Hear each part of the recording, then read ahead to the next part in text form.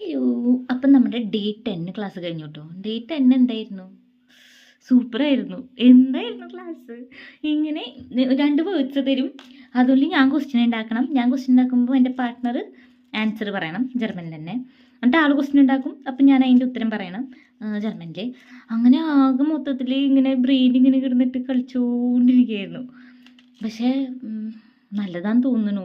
Means എന്താണ് 10th ക്ലാസ്സിലായുള്ളൂ. അപ്പോഴേക്കും നമ്മൾ സെൻറ്റൻസ് ഒക്കെ ഉണ്ടാക്കാൻ തുടങ്ങി, സെൽഫ് ഇൻട്രൊഡക്ഷൻ ചെയ്യാൻ തുടങ്ങി.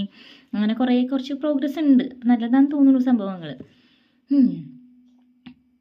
ഇപ്പം എന്താ, ഇപ്പോൾ ക്ലാസ്സിന് പ്രിപ്പയർ ചെയ്യാൻ ടൈമില്ല. കാരണം ഞാൻ ഞായറാഴ്ച പോവും.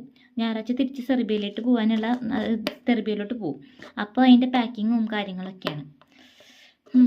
വേറൊരു വ്യക്തിയായിട്ടാവും ഇനി എന്നെ കാണുന്നുണ്ടാവുക. ഈ വ്യക്തിയല്ല ഇനി ഉണ്ടാവാൻ പോകുന്ന വ്യക്തി, വേറൊരു വ്യക്തിയാവും. പ്രതീക്ഷിക്കുന്നു അങ്ങനെ ആവുന്നു കേട്ടോ. നോക്കി നോക്കാം.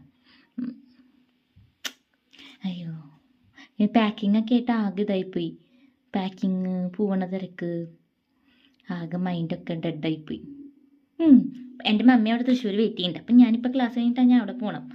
അപ്പം ഞാൻ പോയിട്ട് വരാം. തടാ.